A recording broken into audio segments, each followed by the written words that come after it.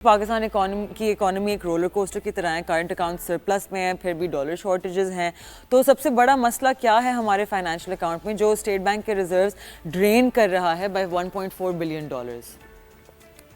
पहली बात तो ये है कि हम लोग बेसिकली इस चीज के ऊपर बेस करते हैं कि जो फॉरेन रेमिटेंस है वही हमारी इकोनॉमी को सपोर्ट कर रहा है।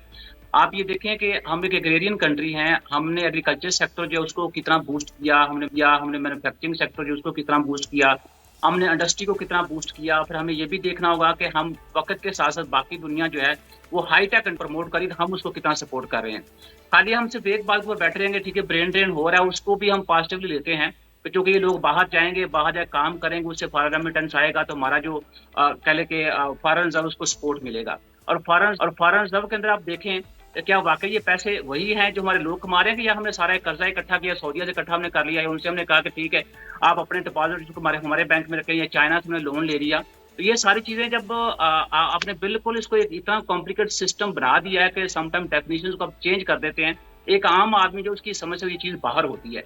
तो हमें जो बड़ा क्लियर कट चीजों को देखने की जरूरत है। मेरे ख्याल में जो ये सारी चीजें हो रही हैं उसकी सिर्फ एक वजह है कि पाकिस्तान के अंदर है, हमने अभी तक चाहे वो मैन्युफैक्चरिंग सेक्टर है, आपका इंडस्ट्री है या एग्रीकल्चर है, जो कास्ट एफिशिएंसी है उसके ऊपर हमने काम नहीं किया।